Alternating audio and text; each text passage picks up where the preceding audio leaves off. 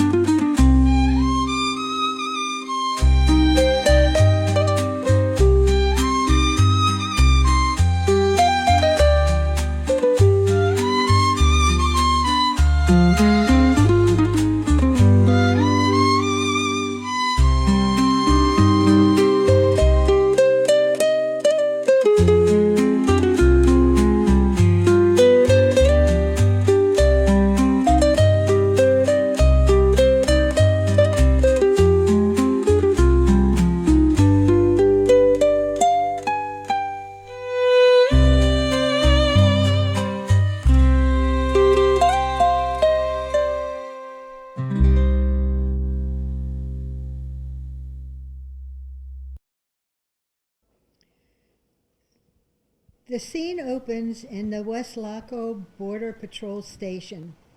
It's 8 o'clock in the morning. Chico, the assistant chief, is seated at the desk of Luke Barlow, Chief Border Patrol Agent. Morning, Chico. Hey, boss. So, what came in last night? Usual hustle, couple troublemakers, an emergency, and something kind of unusual. Well, let me get a cup of coffee. Then you can give me the full report. Right. Hey, Chico. The chief here yet? Yeah, went for a cup of coffee. Oh, rats. I forgot to make a new pot. I hope he's in a good mood. He knows how. Don't worry. What did you find out from a little woman? Nothing helpful. Maybe it's me. I can handle the Spanish, but I don't think she relates to me because I'm too gringa. I doubt it. She's not your typical wall climber. First, look at her age. She must be in her 60s or 70s. And she may be indigenous and not fluent in Spanish. Put her in one of the interrogation rooms. I'll have a friendly little chat with her. Yeah, and knowing you, you'll get her something to eat and treat her like your grandma. Doesn't hurt to be friendly and that's courteous, you know. That's true. Oh, good morning, Chief. Morning, Haley. Talk to you later. Okay.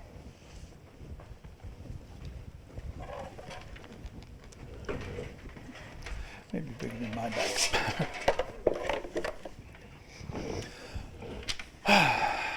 All right.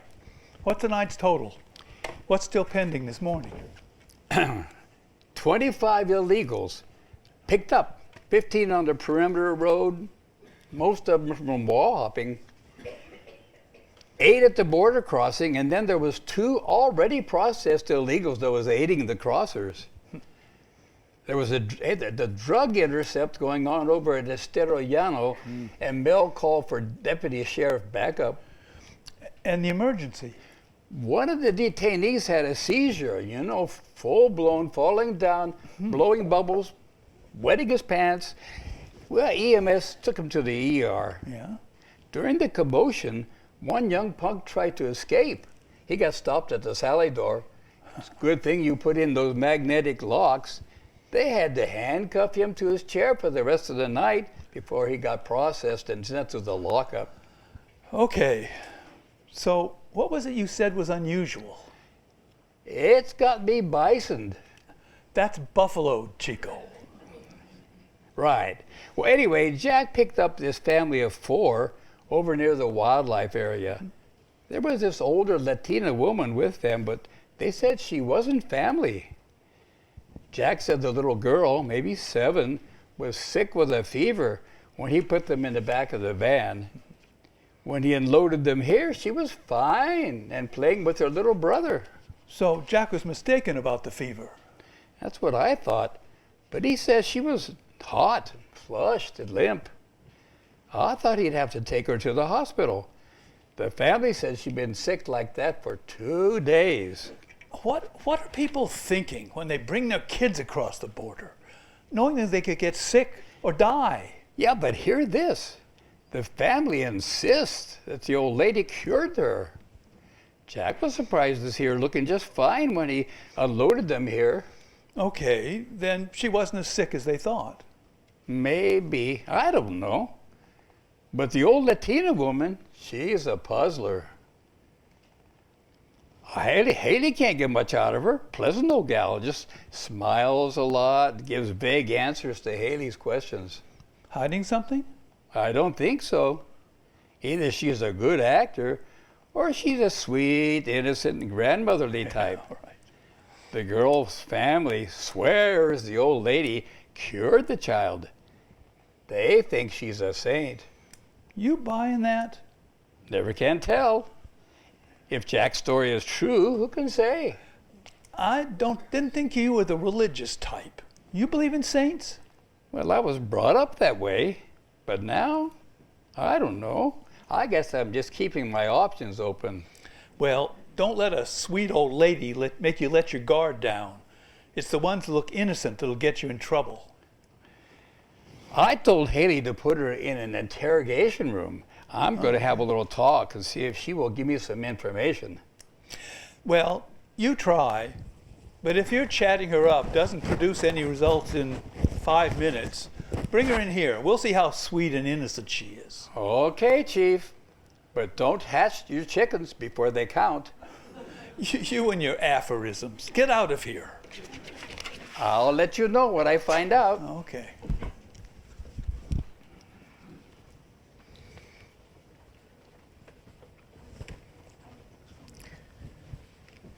Excuse me, Chief, but I thought you ought to know. One of the guys told me that Miguel was asking about you. Come in, Haley, and shut the door. Have a seat. Now, what was that creep wanting to know about me? Not much. I passed Gilbert in the hall. He was on his way home. He told me to let you know that Miguel wanted to find out where you lived. Gilbert told him to piss off. That lowlife better stay clear of me. He's caused enough trouble already. I know it was before I came, but I hear you fired Miguel. What had he done? I shouldn't have hired him in the first place. He came with an acceptable recommendation, but he never fit in. Came to work on time and did a reasonable job, but he was evasive about his free time and his private life. About half a year after he'd been here, a couple of guys tipped me off that they suspected Miguel was taking bribes from a drug runner. I had the FBI investigate, and they found enough evidence for a court hearing, but not enough to indict him. I promptly kicked him off the force, and he got sore and swore he'd get back at me. Is he dangerous, do you think? I doubt it. Usually that type are cowards at heart, all bark and no bite. Well, whatever happened to him? Last I heard, he was driving a delivery truck over in McAllen. Too close for my liking. Is he the type that might get back at you by threatening your family? I live alone, Haley. I'm separated from my wife. She and my children live just north of here. I'm sorry. I didn't know. Well, I can see my kids every other weekend. If I'm not working, that is. Or the kids don't have some sports activity. Or Marcy isn't taking them shopping. Well, never mind. You don't need to hear my problems. But if Miguel ever lays eyes on my kids, I'm going to make him... You'd what? You wouldn't go after him, would you? I might. I've got a problem with my temper, and this doesn't help. On top of that, I've got a soft spot for kids. Guess I'm missing my own. Yeah, I suppose you would. What gets me most about this business is how children get pulled in. The kids have no say in coming up north. Their parents bring them anyway. They could get cooped up in the back of a truck and left out in the desert somewhere. When a kid goes to hospital in critical condition or dies, I get angry. Well, I can understand that. It's terrible. And this new policy of separating children from their parents, it's unconscionable and it's hard to administer. Yeah, that's the worst. I had to swallow my feelings and just follow orders. It hurts me too, but what are we supposed to do? We can't change the policy, and we still have to carry out our duty to protect the border. I can't let my feelings affect my position here. It's those kinds of dilemmas that are making this job harder. It gets to me and makes me mad. And when my temper flares, I get a headache. I'm going to go get another coffee. Thanks for letting me know about Miguel. Sure. Where's the chief? Getting a coffee. If he drinks coffee, I know he's got a headache. I told him Miguel was asking about him. I think that's what did it. Yeah, that'll do it. Hey, why'd you bring the old lady in here? Vete, abuelita, siéntate aquí. Yeah, Luke thinks he can get more out of her than we can. I've asked her, and you've asked her, and it seems like we can't get anything more than what we did before. Well, you know, she's either deaf or feeble-minded or she's got something to hide. I don't think so. She's not like someone who's lost her marshmallows. I think there's something that she knows that we don't, that's all. We haven't asked her the right questions yet. Do you think she understands us? Do you understand English? ¿Entiendes inglés? A veces. Sometimes. Who knows? Uh-huh. Well, looks like the buck stops here with the old lady. Okay, tell me what you know about her. She won't send the repat papers to deport voluntarily. She says she needs to stay in the area. Yeah, she told me that too. So I asked her why, and she said she's needed here to help some people. Did she tell you about the little boy she saved in the Mesquite Flats? Yeah, she did. She told me she gave the boy water when she found him under a mesquite bush. He was dying and his mother was praying for him. That's exactly what she told me. I checked around and found that a 5-year-old Mexican boy was admitted to Rio Grande Regional Hospital with dehydration just last evening. He was brought in by a rancher from over near La Victoria. The guy says an old woman flagged him down on Ranch Road 6370 and asked him to take the boy to the hospital. The kid looked pretty bad. The old lady wouldn't go with him, so he hightailed it to the hospital. The staff tracked down the mother, and she's in detention.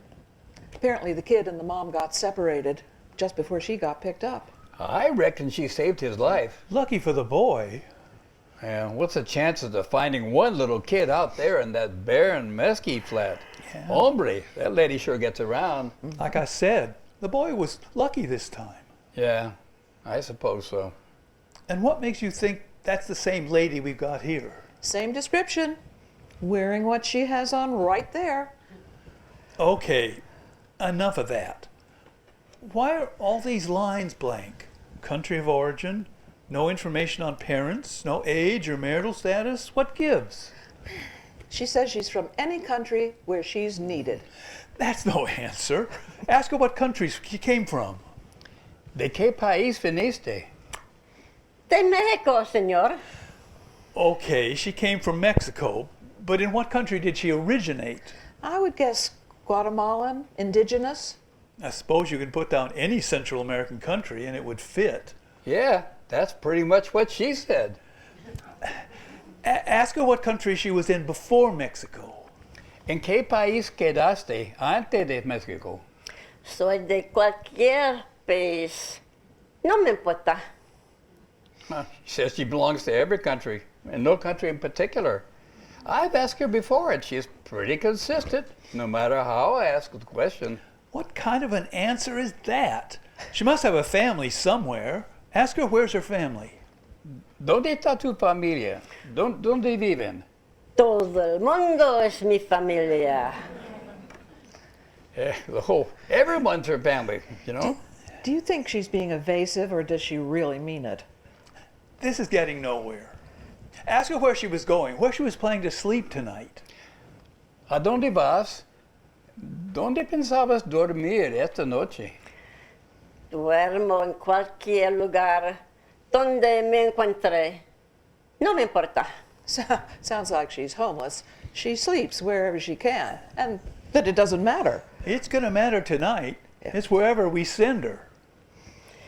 Esta noche dormiré en la cárcel.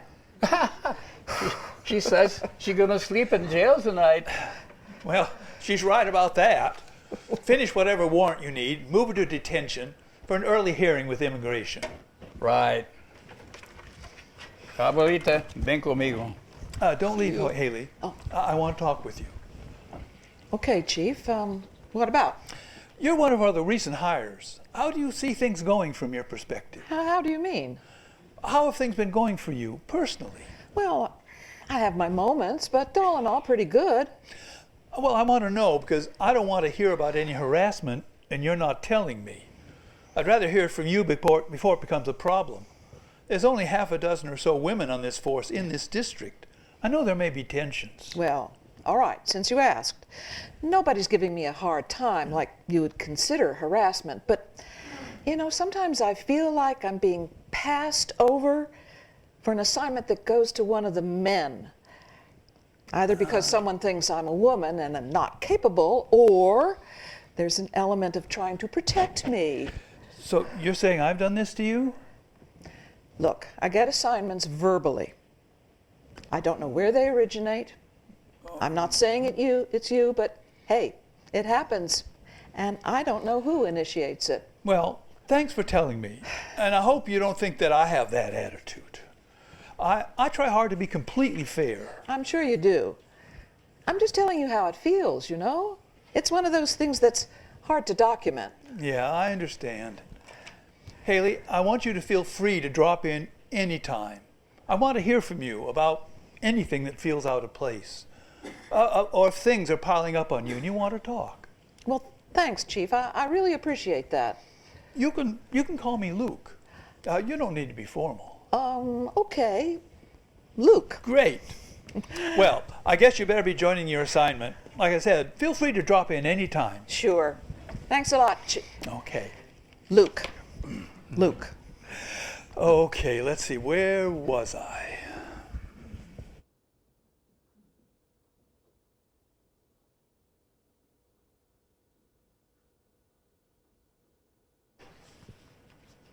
The next morning at 8, Luke is at his desk going over paperwork.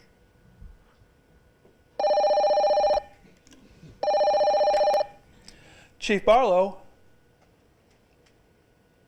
No, listen. You can only take a child from its parents if you have good reason to believe the parent has a criminal record or is unfit to care for the child. Having dirty or shabby clothes does not qualify. Okay, if the parent resisted arrest, I guess that would qualify. Use your best judgment, Gus. Let's not take this too far. Hey, boss, I got something you want to hear. Okay, Chief, what is it? The old woman did it again. You know the old woman we interviewed yesterday? Okay. There wasn't room in the detention spot that was available, so I sent her over to the homeless shelter in Harlingen. A fight broke out in the dining room. These two guys start swinging at each other, and one of them pulls a knife. It was looking pretty ugly, and the people in charge were calling the police. Yeah. Then our little lady, she steps right up there between those two fighters. They were big guys, mean enough to stomp your granny. But they both got real sheepish and quiet and stood there. And after a couple of minutes, they went and sat down. The guy with the knife put it down, and they were on good behavior the rest of the night. No one heard what the old lady said, but they didn't do anything. They didn't bother anyone the rest of the night. Now, isn't that something? So, what do you make of it? You've got to admit it's pretty amazing. I guess it must be like the Mexican family said, she's a saint or something. I thought you didn't believe in saints. Well, whether I do or not, it just makes more sense than anything else I can think of. I'll take that as a maybe. Thanks for the update. Yeah. Anyway, she signed the repat papers and was taken to the border. Good. It's almost like she stayed so she could stop the fight. Chico? I'm going. Oh, I forgot to tell you, boss. What is it? The sign-in board shows that Ricardo didn't sign in last night. Again? What is it this time? It's not him, it's his wife. She's a basket crate, always worrying about herself being... That's basket case, Chico. Right.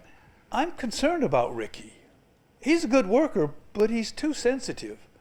Take things too hard when they go bad. Yeah, things get to him like it does for all of us. 5 years ago, before you came, we didn't have all the crossings that we do now, and Ricky was handling it okay. Yeah.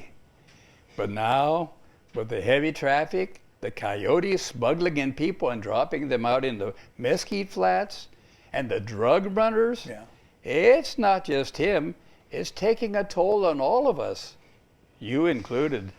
I probably should give Ricky a call. We don't want an impaired agent on duty. If he's got an emotional issue, I'll have him make an appointment with the shrink. You mean Doc Walters? Huh. You aren't thinking he might do something to, hurt himself? Just a precaution. We haven't had any suicide attempts at this station. There's already been several agents along the border shot themselves this year, and we don't want any more. Ay bendito, no, for sure. Thanks for letting me know. Sure thing, boss.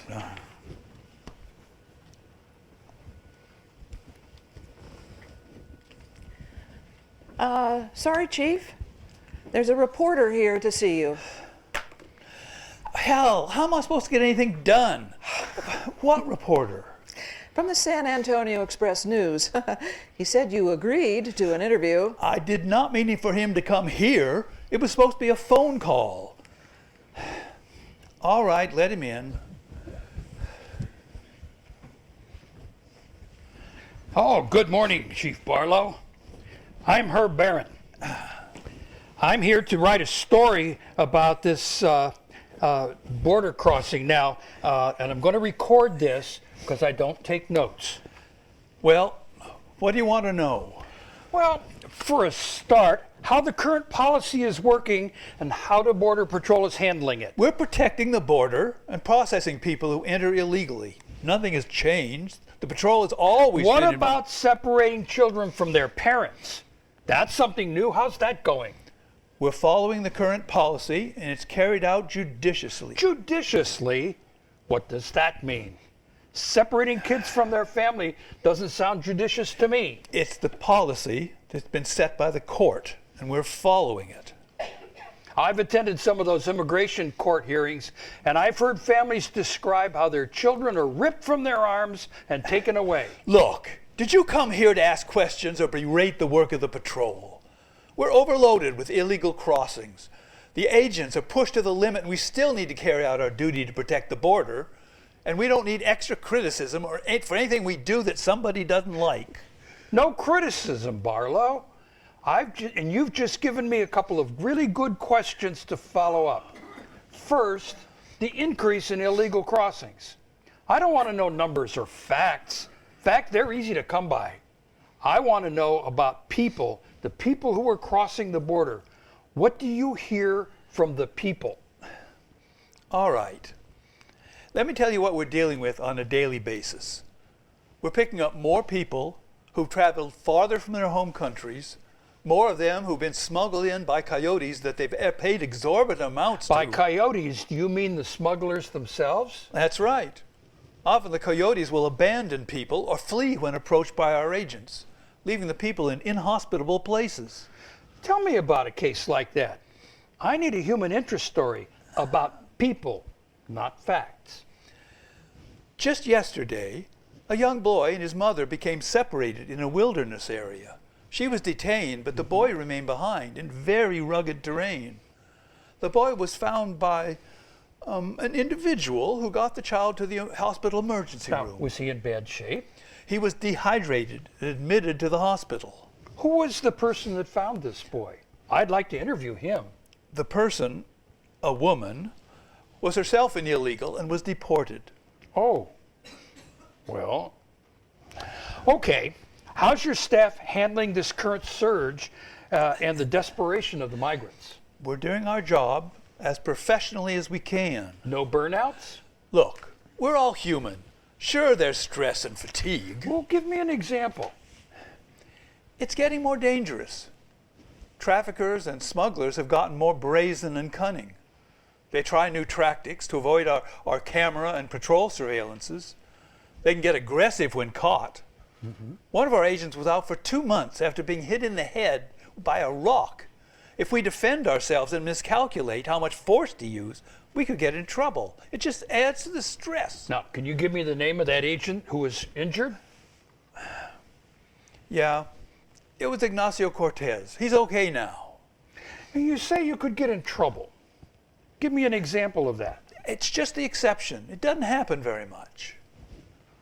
Well, I realize that. But to make the story real, I'd like to know what things contribute to the difficulty, to the stress of being a border agent. Excessive force can lead to a court hearing. And when has that happened? Anyone in the West Lago Force? One of our men tasered a smuggler. He'd picked up a stick, a club, and tried to attack the agent. The taser was appropriate, but the man died in custody an hour later. Of course, that was investigated, and I had to testify in court about the incident. And the agent, can you give me his name? Was he charged? No, he was acquitted. And I won't give you a name. It's an invasion of his privacy. All right. I'll just refer to him as one of your agents. Now, let me ask you, what kind of follow-up do you do there? When Excuse me. Wait a minute. You better get on the phone. Ricky's wife is calling in. Right. Well, put her through on this phone. Mr. Barron, you have to excuse me.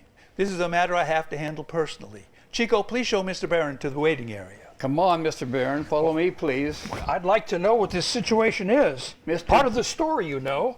Mr. Barron, we need your cooperation. All right. All right. But keep me posted.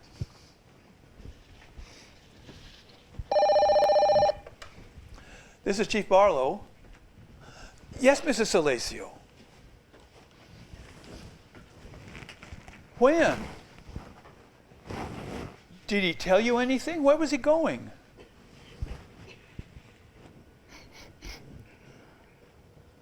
You sure he took it?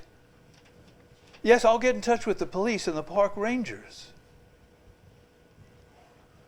No, of course. Yes, I'll stay in touch with you. Please try to stay calm. Call someone, your sister, to come up and be with you.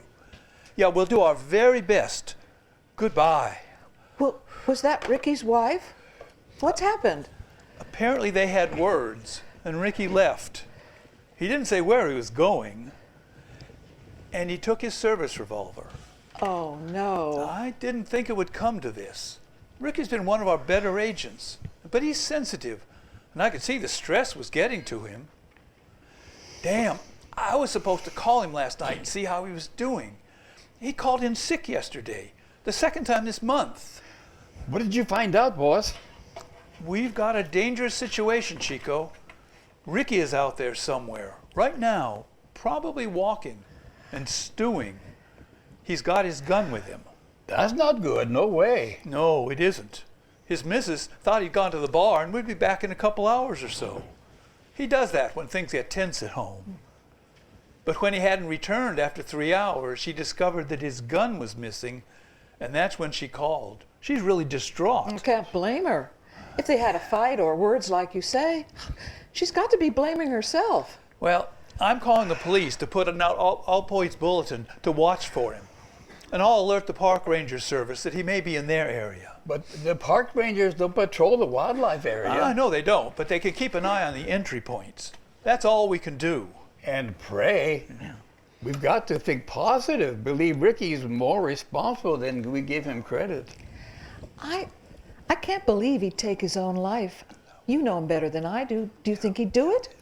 I've known Ricky since he came on the force about maybe 7 years ago.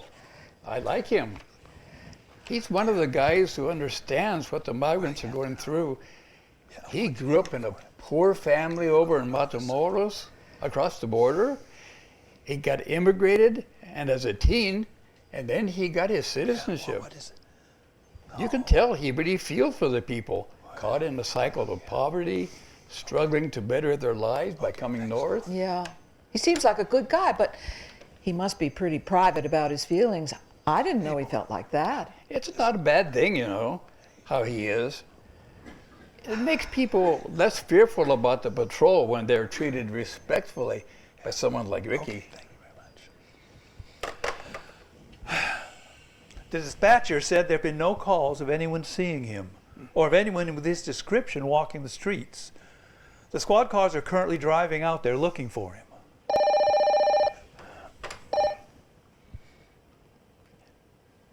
All right. Okay, coffee break's over. Get everyone out there. You two get out to the holding area. They've got a processing backlog. Another perimeter patrol just pulled up with some more detainees. I'm going to hang by the phone and keep track of Ricky's situation.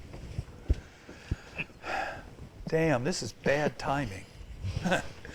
Yeah, when is ever a good time for something like this?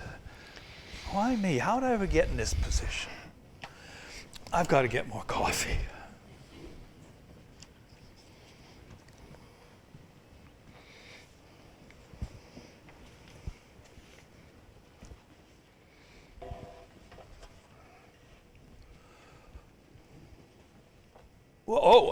Yes. What are you doing in here? Well, I know it's a tough time for you, Chief, and I thought you'd appreciate someone to talk to. I don't know why you could just think you can just barge in here whenever you feel like it. Now get out. All right, I'll leave, but consider that I already know why you're upset. I can leave or write a sensational story about a patrol agent shooting himself, or I can write a sensitive story about the stress on everyone at the border and its consequences. I've never trusted reporters, and you're making my case stronger. I don't know who told you about this, but it's out of bounds for an outsider, and besides, it's a very personal matter. I know. And I'm just as saddened as anyone could be. It's a husband. It's your colleague. Feeling desperate and wondering if he should end it all. He's a good man. I should have seen it coming. It's got to be tough having all of this under your command. Tell me, how did you get assigned to this position? I started out at the Canadian border. A lot of hard work to reach the level of chief. When the surge began down here 4 years ago, I was transferred to this station. Well, that was quite a move. From the northern border to the southern. Must have been hard on your family. Hell yes. Dealing with a new job, different kinds of challenges. I guess I ignored the stress it was having on my family. I'm afraid it broke up my family. Oh, I'm sorry to hear that. I hope things have improved since then. Is this off the record? If you wish. Yeah, turn off your tape recorder. My wife and I are separated, and I see my kids every other weekend. I can't blame it all on the job, but it certainly contributed. What about the other agents on the force? Have there been other families affected like this? I don't want to give personal information without... Sorry to interrupt, boss, but Ricky just walked in. Hey, is he okay? Thank God. Bring him in here. Get him out of that chaos out there. You're going to have to leave. Oh, come on, Chief. I already know the situation. Better that I get it right than second hand and second guessed. Amigos. I can't stop thinking about it. You guys and what I put you through. You gave us a scare, Ricky. Are you all right? Geez, I'm glad you're here. Yeah, Chief, I'm fine. Actually, I feel great. Well, you look good. Where have you been? We were starting to worry. You had good reason to. When I look back in the last several hours, I can't believe what happened was real. But it was. Real enough to change how I see my marriage, my job, everything. What do you mean? What happened, hombre? Tell us. It started at home. Can I have some water? Sure. Sure, pal. I'm thirsty and my mouth's dry. Take your time. Tell us anything you want to. Talking's a good way to decompress. Only if it helps to talk, if it makes you feel better. Let's hear it all, Ricky. It's good to get it off your chest. Please, Mr. Barron, if you'll let us ask the questions. Here you go, pal. Thanks. My wife and I got into an argument. It was nothing looking back on it. You know how it goes when you argue over really nothing and you get stuck. Yeah. Everyone gets angry. Yeah. Sure. Yeah, go on. I went into the bedroom and slammed the door. It was like the last straw. I was failing as a husband. I felt burned out at work. I just reached the end of my rope. You know, Go on. I had to get out of the house. I felt desperate. I got my service revolver from my bedside stand and I got in the car and started driving. I drove around for an hour, feeling awful. Sometimes crying, sometimes pounding the steering wheel. I don't know how I got there, but I ended up at the wildlife refuge, parked the car off the road and started walking. I got off the trail, stumbled through some mesquite and finally just crawled under a black bush that was still in bloom. I'll always remember the smell of that bush as long as I live. I can't imagine how bad you felt. It was bad, real bad. I got out my revolver and laid it in my lap. I just stared at it for a long time. I don't remember what I was thinking. Only the longer I sat there, the more resolved I was to take my life. Oh, Ricky. I raised the gun, checked the chambers, and clicked off the safety. It was then I became aware of someone standing about 10 feet from me. I was so determined to follow through with this thing, I hadn't heard anyone approach. In fact, it wasn't until that moment that it registered. Someone had been calling by name. I don't know why, but I just laid the gun down in the sand. I don't understand it. Just a moment before, I had been totally committed to die. Who was calling your name? Were you hallucinating? No, she was real, really there. I don't know how she got there, but it was an older woman who was speaking my name softly. It's funny. I don't feel angry or frustrated. I just sat there feeling the despair drain away. I can't explain it. Who was it? Anyone you know? The voice of that woman reminded me of my mother sitting at my bedside saying my name over and over again when I was 9 years old. I had dengue fever and was delirious. In my 9-year-old mind, I knew I was going to die. After I recovered, I credited my mother with calling me back from the edge. Oh, it's okay, Ricky. You've been through a lot. Thanks, amigo. The old woman came to me and squatted in the sand beside me. She didn't touch me, she just spoke quietly to me. I asked her who she was and how she'd found me. She just said she was a friend and had seen me in trouble. But I didn't recognize her, and I wondered how she knew me. I thought she might be some old family friend. She smiled and said she's known my family for a long time and that my mother's been praying for me. I haven't heard my mother pray in over a year, but the old woman assured me that my mother still prays for me. But Ricky, your mother's in a nursing home. I thought she had Alzheimer's. Yeah, she does. She does. Take your time. Take your time. It's okay, buddy. Thanks, you guys. I'm really fine. We talked for some time, the old lady and me. I don't know how long we sat in the sand under the black bush. I remember talking about things from my childhood and growing up years, about my marriage and how we could never have children. I told her how hard it was to see people who've been living and working for years in the U.S. getting deported south of the border where they have almost no chance for work and they get taken advantage of or find themselves in danger. It's good you can talk about it. I hope you've gotten it all out now. It's all over now, Ricky. You know, Chief, the people we bring in, I tell them to find legal ways of entering the U.S. Yeah. But all the time, we know very few can afford the legal fees or bribes. Yeah. I've gotten cynical. I think I'm losing the values my mother so carefully drilled into me. No, hombre. You're the guy with the heart. You're the one that's always trying to help people. You aren't losing it. You're the one who keeps us from getting hardened. I want you to know we're proud of you, Ricky. I think you did the right thing. You do a good job here, and we need you. Thanks, all of you. I love you all. You don't know how much this means to me, to be able to tell you all this. This Latina woman, could you describe her? Okay, Mr. Barron, that's a fair question, but no more. Well, she was short, gray hair, pulled back. I can't think of anything else. She could have been any older Latina you might see in the street.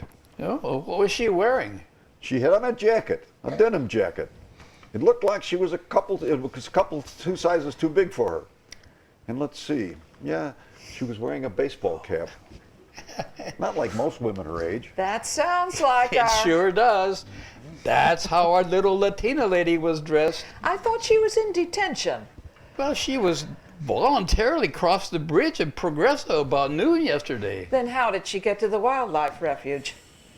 What time were you there, Ricky, when the old woman found you? Just before dawn. About 6, I'd say. How do you know about this woman? Yeah. Let's not take this any further. We don't know it's the same woman. Ay, bendito, that lady just gets around. All the migrants are calling her a saint. She sure was a saint to me. All right, that's enough. Let's get back to business. There are a lot of detainees out there and not enough agents. Ricky, what happened to her? Where'd she go? Well, she left the wildlife area with me, and I drove her to the bus station. I didn't know she was illegal. She said she needed to get to Mercedes. She was supposed to meet someone there, someone who needed her help. Will someone clue me in on who this person is? You can quiz Chico after things calm down a bit. Now, all of you clear out. Not you, Ricky. Can you stay a little bit? I need to talk with you. Sure, Chief. Thanks for listening to me, Chief. I know I haven't been acting very responsibly. I don't want what I did to reflect on the patrol. Well, that's what I wanted to talk with you about. I think you know this could result in a disqualifying entry in your service record. After what you've gone through and what I've heard from you today, I don't think that'll be necessary. Thanks for understanding, Chief. I really want to make up for this. I know I can be a better patrol agent, and I want to try to make you proud of me. I think you can do it. But I want you to take the weekend off and report to Dr. Walters on Monday. After he clears you, you can return to duty. Just a precaution.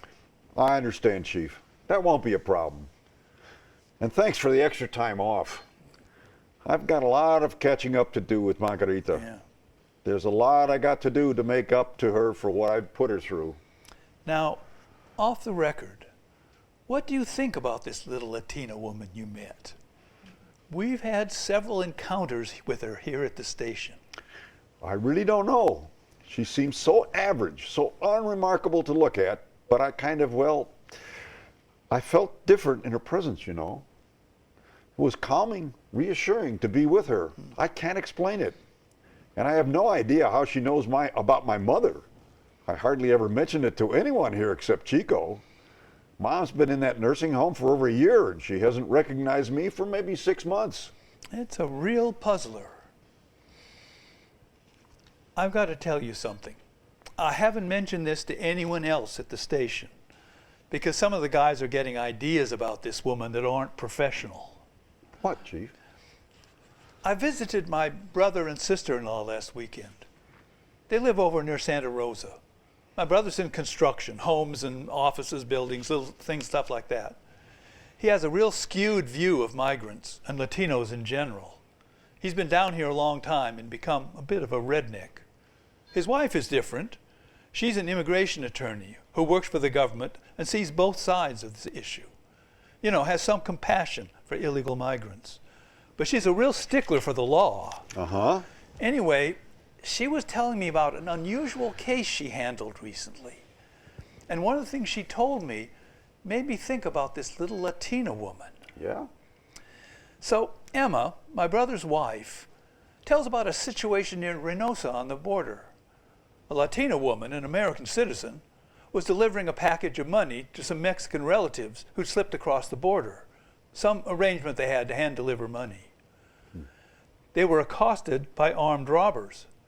An argument broke out between the Latinos and the bandits, and it was getting tense. Someone could easily have gotten shot, but a woman started calling to them from a nearby road. She shouted that a border patrol car was coming, which indeed it was. The thieves spooked and took off. The patrol caught the Mexican relatives before they could get back across the river. That didn't turn out so good. At least nobody got killed. But there's more. At the court hearing, the patrol agent said they got a tip that an illegal border crossing and armed robbery would be taking place at that very spot at such and such a time. It was an older Latina woman who had stopped the patrol to tell them. They got there and the timing was perfect. You think it could have been the same person? Did anyone get a good look at her? Yeah. The patrol agent said she had on an old denim jacket and a baseball cap.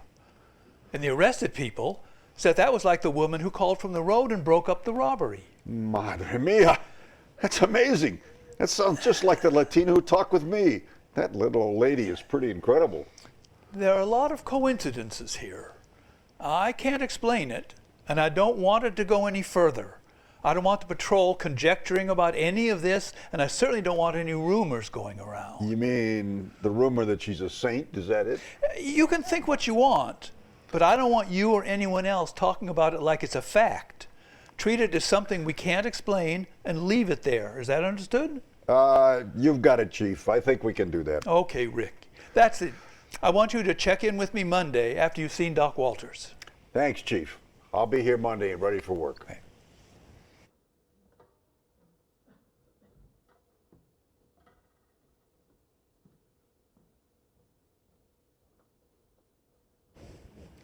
The same day, 2 hours later, Luke is at his desk. You sent for me, Chief? Yeah, thanks for coming by, Haley. Come on in, have a seat. Oh, thanks. So, what's on your mind, Chief? Luke. I forgot already. Luke. Nothing urgent. I just wanted to go over this report you made. Which report? Is there a problem? No, there's not a problem. You were involved in the apprehension and arrest of a Guatemalan family a couple of days ago. There was a discussion about whether to separate the children from the parents. Yeah, I remember that. Your report shows that you recommended they not be separated, and that was challenged by Officer Patrick. You had seniority, and the children were not referred for separation. I was wondering why you made that decision. Look, the parents were obviously not breaking any law. They had no drugs, and there was no record of any criminal activity with the Mexican authorities. Was that in error, Chief? Luke. All right. Luke, are you questioning my judgment? No, Haley, I'm not. I wanted to know your thoughts on how well we're enforcing the court-ordered separation policy. And I wanted to find out your personal thoughts on the matter. Off the record, if you wish. Really? Is that why you called me in? It's part of my job to get to know each individual on our force. It helps me fine-tune the assignments I make. Okay, I'll take your word for it. What do you want to know? Well, I know you didn't grow up in this area. I believe it was Kansas, wasn't it? Yeah, McPherson. I worked at the California border before coming here. And your family. I know that you aren't married, but I never heard about your family and whether you have sibs. I think family relationships are an important factor on how we interact with others, especially children. You know, I don't see how that has anything to do with my performance as a Border Patrol agent. But if you think it's important, I come from a large family, 4 sibs, 2 brothers, 2 sisters. My parents were divorced when I was 13, and my mother was my main parental caregiver. Well, I know you're a sensitive person, Haley. That's why I let down my hair with you yesterday and told you about my personal life. I think that's a good way for us to better understand each other. You're scrutinizing how we're handling children because you miss your kids. I don't know how you come to that conclusion. I try not to let my personal life affect my decisions about patrol duties. You asked me about my personal life. I guess turnaround is fair play. All right. It does bother me, especially when the court orders a separation and the kids are the same age as mine. Sure, it gets to me. But we took an oath to uphold the law of the land, and that's what we've got to do. Well, thanks for squaring with me. So, it cuts both ways? How we get to know each other better? Yep, that's good. So I'd like to hear more about how you feel about things, not just shop talk. That's best done on off time, don't you think? This doesn't feel like an appropriate time. Okay, how about setting up a time when we can meet over a beer to get to know each other? I'm not sure that meeting like that would be good. It's bound to have an effect on our working relationship, and it could affect your relationship with the other patrol agents. Well, you're right. There needs to be a separation between our personal lives and our work. Mm-hmm. But this could be done in a way that doesn't show in our professional relationship. I think you're asking me to meet with you in more than just a friendly getting together way. You must realize, Haley, I've been separated from my wife and my kids. Since my separation, I've been pretty much by myself. I could use a little bit of companionship. Okay, Chief.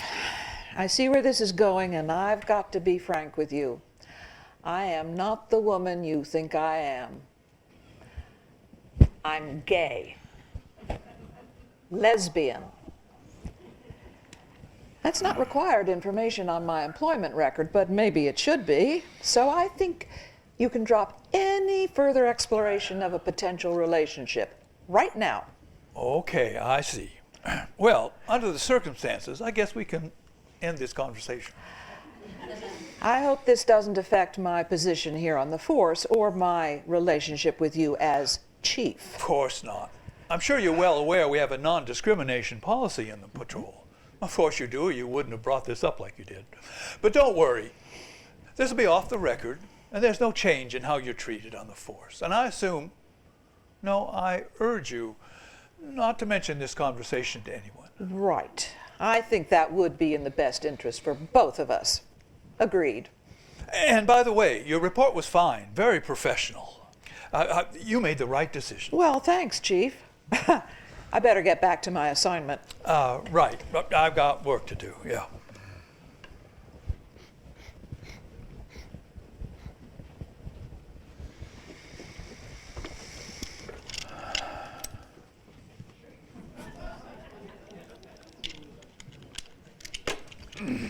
Guess who's back, Chief? Yeah, her. Okay, where was she picked up this time? In a grocery store in Mercedes. Confronted a guy with a gun who was planning to rob the cashier. At least that's her story. In the end, she convinced the manager he was only shoplifting, which got him a misdemeanor and appearance in municipal court, and not a big thing for going to jail, you know. And for trying to help, we brought here again. No kidding. What'll she think of next? And something new. The guy was local and he didn't speak Spanish. She was talking to the guy and the manager in English. You don't say. Sounds like she's been holding out on us. That throws everything into question. How can we believe anything she says? I don't know. In my eye, that makes her even more unusual. Yeah. It seems she has more trips up her sleeve that we haven't figured out yet. That's tricks, Chico, not trips. Anyway, I think we're wasting our time. She's crossed the border repeatedly after being voluntarily repatriated. She's already made it next to impossible to ever get asylum or a green card.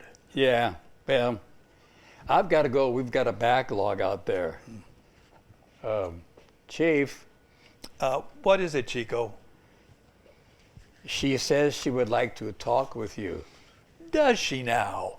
She wants to start making demands, does she? No, boss, she's not demanding, just quietly asking if she could have a time to have a little talk with you for a while.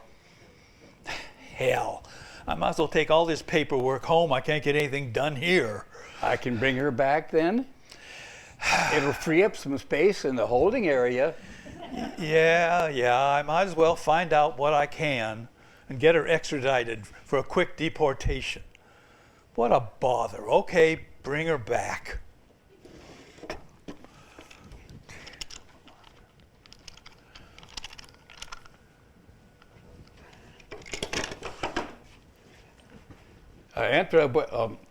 Have a seat here.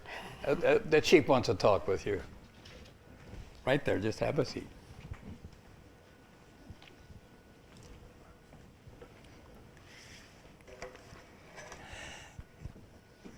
I hear you speak English, after you told us you didn't. I only speak what is needed. Look, lady, you've left us with a lot of questions about what you're up to. Now I've got some questions for you. Do you want asylum? Because if you do, you're going about it the wrong way. I only help where I'm needed. All right. You've done some remarkable things. But we have a job here. It's the law of the U.S. that you cannot cross the border without a visa. You've broken the law several times, and I'm afraid the judge will deport you permanently. I follow a different law. No judge is going to take that as a defense. Unless you cooperate with us, you won't be able to do any of your good deeds again. Don't you think that's worthwhile? I will tell the judge my only intent is to show kindness. That's not relevant. You'll end up doing your thing in Mexico or wherever you came from. I show kindness to anyone, no matter what country. Well, I can tell you, it's not going to be in this country. Okay, Senora, before you go, I've got a couple questions for you. First, where did you learn English? I have been in this country before. I'll bet you have. But you can't stay without a green card or a visa. Tell me, just out of curiosity, how do you get the information to do the things that you've been reported to do? Kindness leads to trust. People who trust me help me to learn the things I need to know. Yeah, well, that's nice to know, but it doesn't explain much. Luke, you should try more kindness. All right, so now you're going to preach to me. First, you should be kinder to yourself. That's enough. This interview is over. You should be kinder, show more kindness to Marcy and your children. How do you know? How do you know about my family? They miss you. Stop meddling, old woman. Chico, come and get this woman out of here. Please, Luke, please. Don't be angry. It is not me you are angry Then with. who? Just get out. Remember who you are, Luke. Chico, please. Come on, Abuelita. Granny.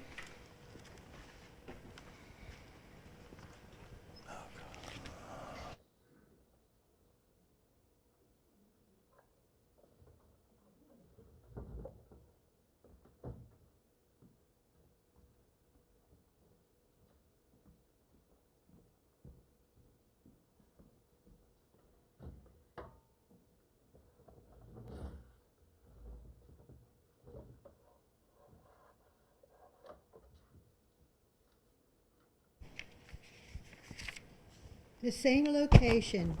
It is the next morning at 8 o'clock. Chico. Okay, put him on. Westlaco Station, Chief Barlow's desk. Gomez speaking. Got it. I'll have Progresso Unit check it out. Okay, I'll keep a follow-up on the police scanner. Really? That's how the police are supposed to identify her? Holy pajamas! Doesn't that beat all? Never mind. Thanks. Yeah, keep me posted.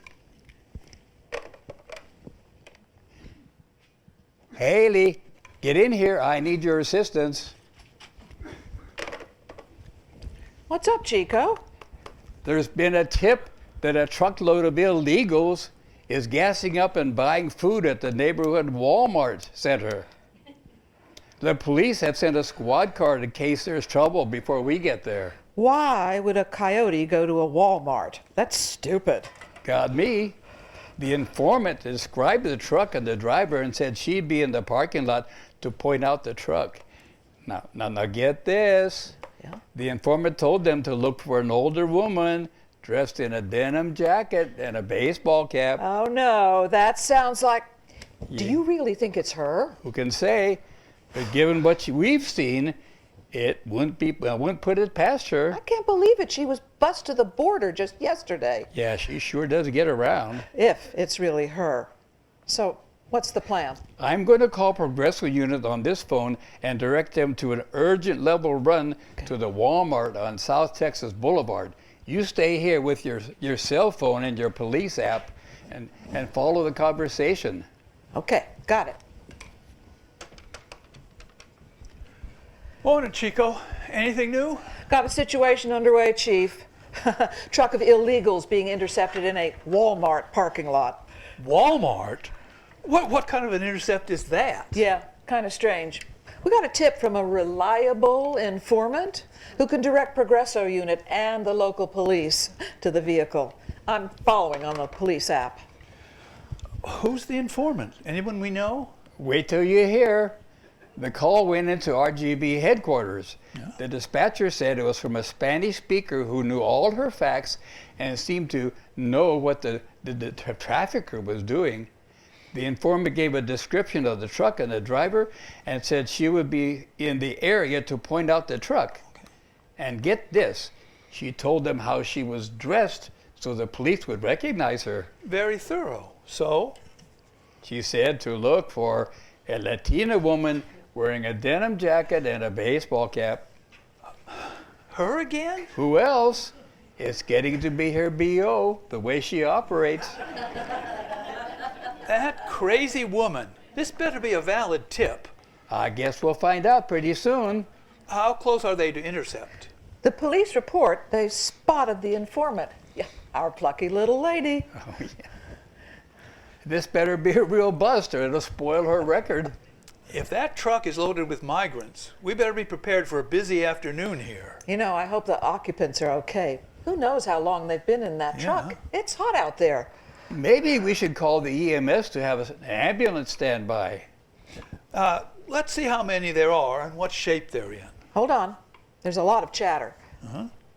Shoot. The driver of the truck saw the police approaching, and he started the truck. He's driving away. They're running. The cops are running back to the squad car. This is wild. That's not good. Starting a high-speed chase with people in the back of a truck. Where's Progresso? Haven't they arrived yet? They're on the way. Well, let me check. Hey, where are you? They're pulling into the parking lot. They've spotted the paddle truck. It's coming their way. Hey, Jack, stop the truck. Don't let him get away. The patrol car's closing in behind him. Wait. The truck's turning. He's headed for the other exit. The squad car's after him. They're using their siren. No. That's the other police cars. They've blocked the other exit. Progresso's right behind him. They're having him hemmed in. No, he's getting away. He's heading for the loading dock, out the back exit. If he gets on 18th Street, it'll be hard to follow him in traffic. He hit a car. He hit a car backing out of a parking spot. No, he's still going. There's someone waving him down, standing in the way. It's her, our Latina informant. He's trying to go around her. What? No, he's hit her. She's down. Oh, God, that's awful. Give me the phone. Okay, they got him. They've surrounded the truck. Someone's calling EMS. Good, they got the driver out and handcuffed him. Okay, that was dicey. Progresso's right behind the truck. I'm going to try to find out what happened to the woman, what they're going to do for her. Has anyone opened the truck yet? Get them to check on the occupants right now. Right. They're giving first aid to the woman. Now the police think this could be a drug bust, not an illegal trafficking. They're warning any occupants in the truck to surrender. Advise them not to avoid a gun battle. We don't want any casualties on either side. Ooh, no way. Hold on. There's some confusion about what's going on. They're hearing knocking sounds from inside the truck. Okay. There's voices. There's children's voices. What? There's kids in the truck? What kind of monster would traffic kids like that? They must be scared, traumatized. Poor kids. Get them out right now. Give me the phone. Jack, are you listening? Get those kids out. Check them for injuries. I'll stay on the line. What about the Latina woman? What are they doing for her? Just a minute. They're dealing with the driver. No, wait. One of them is staying with the woman. They're waiting for the EMS. How bad is she hurt? Do they know? They're not saying. I hear the siren. Must be the ambulance. What's that, Jack? Say again. Just two? That's all? There were only 2 kids in the truck. That's strange. Coyotes only transport 6 or less or more, in a truck especially. What? They're American kids, not migrants? What's going on? The first responders are checking on our Latina woman. They're getting her on a gurney. Who are the kids? Do they know? Jack's talking to them. I can hear him asking questions. They're loading our little woman into the ambulance. Okay. I guess they'll take her to the ER at South Texas Health. What? Say again. Those are my kids, Mike and Susie. God, how did my kids get in that truck? Jack, what's the name of the driver? I don't care. I'm the father, and I demand to know. Put whoever's in charge on the phone. Yeah, whatever cop's coordinating the arrest. This is Lucas Barlow, patrol chief. I'm the father of those kids, and I demand to know the name of the bastard that kidnapped my children. Yes, tell me. It's him, that rotten son of a bitch. It's Miguel. I'll kill that monster with my own 2 hands. Calm down, Chief. He'll regret he ever thought of this. Look, Chief, Luke, he's in custody. He's already been arrested. Boss, stop. Think what you're saying. My kids, I should be protecting them. That's the spirit, Luke. Your kids need you now. And Marcy, they've called my wife. She's on the way. I've got to go be with my family. But if I see that Miguel, I'm going to punch him to pulp. Stop, Chief. Remember what the old lady told you. What? Remember who you are, Luke. I'll keep that in mind. Chico, you're in charge. Whoa. Hey, Jack. Chief Barlow's on the way. It'll probably be best if the police get Miguel out of there before the chief arrives. How are the kids, the Barlow kids? Are they okay? That's good. Yeah, they're lucky kids. Good thing that the Latina woman called and identified the truck. Does Jack know how our little woman is doing? How's the informant, Jack? Pretty banged up, but she was conscious when they put her in the ambulance. It's awful that happened to her. I hope she makes it. Yeah. I'm worried about Luke, how this is going to affect him. He's a troubled man, Chico. Yeah, I know. He's all tough on the outside, but on the inside, he's got to be hurting. He's got a soft spot for migrant children. And his own kids. I hope this brings his family closer together. That gives me an idea. I'm going to call the sector chief and tell them to give Luke a long weekend off so he can be with the family. That's a great idea.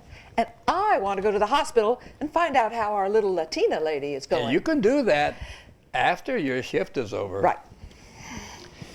And speaking of our Latina lady, did you read the Express this morning? I haven't had a chance. Well, that Herb guy, the reporter, wrote the column about our work, and he mentioned the Latina woman. What did he say? About her, I mean. It was in the regional section. The headline was, "Migrants Find a Saint on the Border." Was that the headline? Nothing about the patrol? What he wrote about the work was good. He pretty much covered the important stuff until he started writing about our little lady. Well, what did he say? He wrote about the time she saved the kid in the desert, stopped the fight in the homeless shelter, aborted the store robbery, and some armed robbery on the border, and how the migrants were calling her a saint. Did he mention Ricardo and how she stopped a suicide? No, I'm sure he was careful not to mention personal information like that. That's good. So, Chico, what's your take? Do you think she's a saint? Like I told Luke, I don't know. But what she's done, the way she operates, it makes me think there's more than what greets the eye. You haven't answered my question. I was taught that to be a saint, you had to be canonized. You know, perform a miracle. And nothing she's done qualifies, right? What do you think? I asked you first. But you know, the more I think about it, the more questions I have. She may not qualify in the usual sense to be canonized, but her manner and actions are, well, you got to admit, saintly. Yeah, you're right about that. The migrants are convinced she's a saint. I don't know. You know, I think they're beginning to see things they want to see, that they're looking for someone to take their side and work miracles to help them. Can you blame them? There's only hope left when you come to a dead end. Yeah, like when you reach the end of your rope, you're supposed to tie something onto it? I don't remember. You almost had it, Chico. You tie a knot and hang on. Yeah, I get it. Hey, how about this? At the end of your rope and you're feeling faint, don't lose hope. Look for a saint. That's a good one, Chico!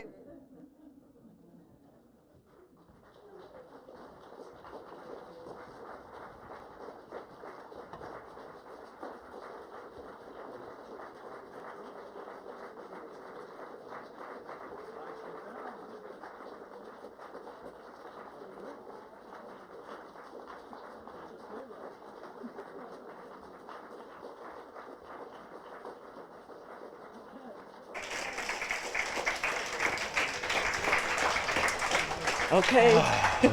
Do your thing. Are you going to say anything? Okay. It's a pause now. Be patient. Before we do our reflection, we would like to share this with Pauline. And today, if you didn't read, is her birthday. Happy So I would like birthday her to sing to to you. Happy birthday to you. Happy birthday, dear Pauline. Happy birthday to you.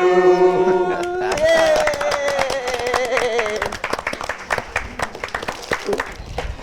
And to our illustrious author. Author, Thank you, Don.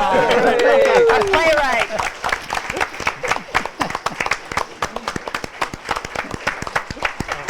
Well, folks, thank you all for being here. And for those who would like, we're going to spend just a few minutes, if you'd like to just share a bit of reflection on the play. And then if you have questions, specific questions for the actors.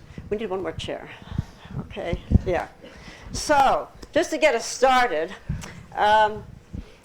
we've probably all read a lot about a lot of the migration, immigration, asylum issues. But maybe what was something that this play brought out for you that was different or new, or that maybe reinforced what you had already been thinking or feeling? Where did you find yourself pondering as you watched this? Anyway, wait for the microphone here. What? Not microphone.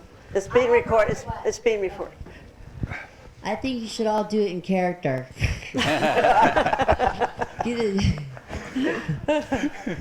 Just answering. You had me at the photographs. I tell you, I was already in tears. That was an amazing collection of photographs, and the play beautifully illustrated all that. So thank you all so much. Thank you, Don. Thank you, Pauline. Thank everybody. Anything else just that could have struck you in terms of just either the scenes or the dialogue or any of the concepts, the issues that were brought out? Yes, over here. Microphone.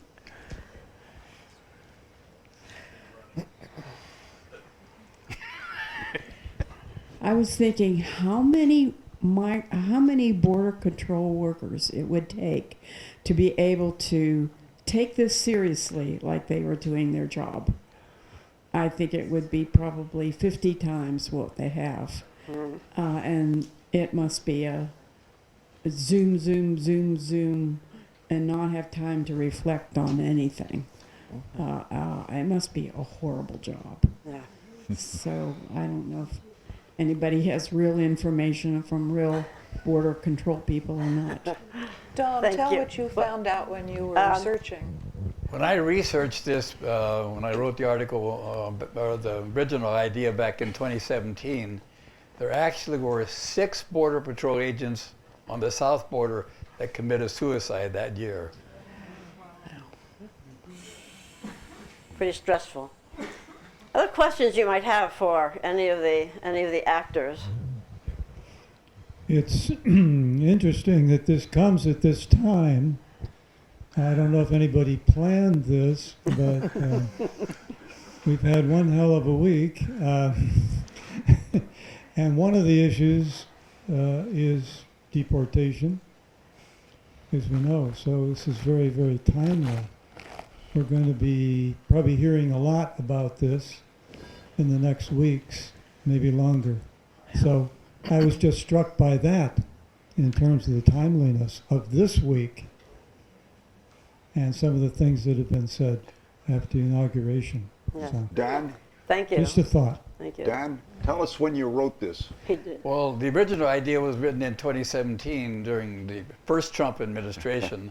The play was written in 22, but I booked this a year ago, not knowing, not expecting to have Trump in his second term, let alone that it'd be 4 days after the inauguration.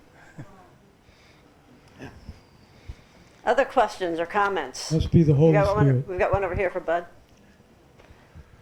I thought it brought out the tension in a very livid way of having to follow orders and what you might personally feel and how that brings out the tension. Yeah. And I then to have the saint point out that she's going to a higher law made me think about Oberlin and their feelings about abolition and direct action. And it must be a tough job down there on the border. I can't imagine. And to take children away is just despicable. Any other comment? What does this make you think about? Yeah, okay, go ahead.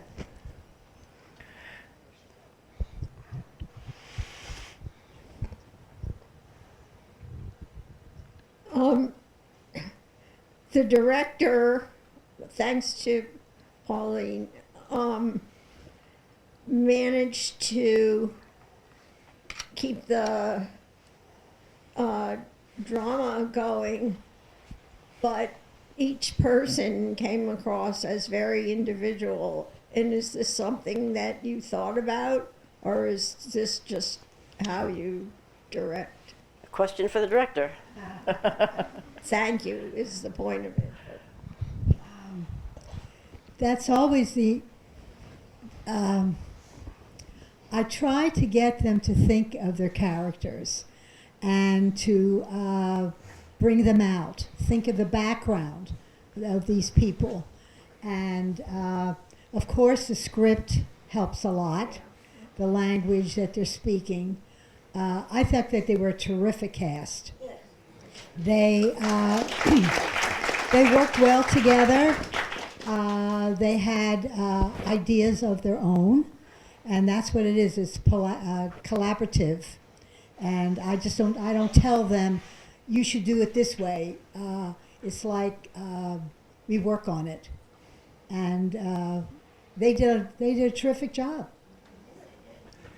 What she's telling you is, we did the job.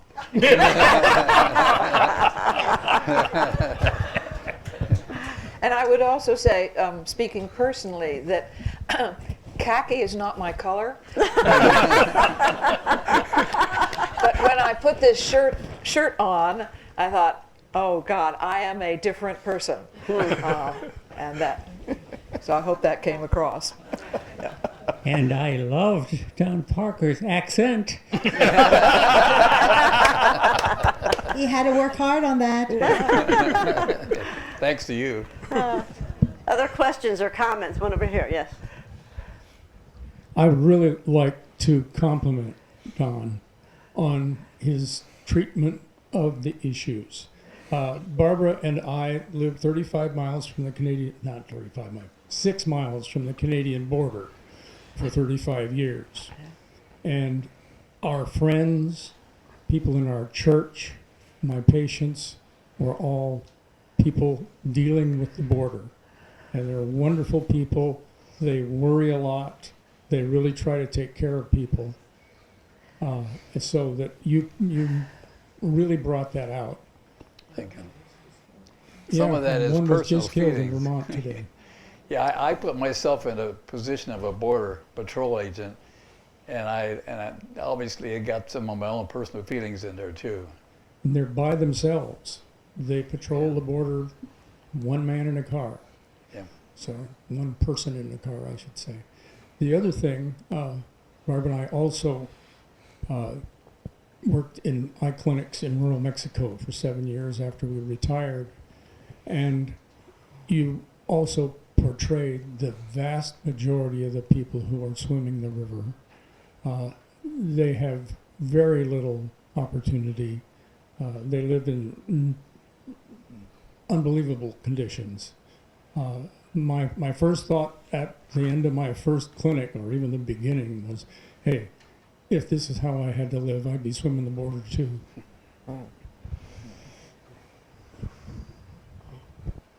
Any other comment or question? Over here. I would just like to compliment the author and the director for managing to convey what happened in the last act or last scene purely through a three-way phone conversation, which was it was very live and well done. Thank you. Was there one more back there? Okay. Well, thank you all very much. I hope this is just the beginning of or continuing the conversation, that we will continue to understand and explore the complexity of these issues, not over there somewhere, but how they are all hitting us at home, right where we are. I mean, Oberlin, personally, I've heard some stories, this week, and so we keep the situation in our hearts and our prayers, and thank for this script and drama so that we can continue to explore this. And again, Pauline, for being a wonderful director. Appreciate it. Thank you all for being here, for your time.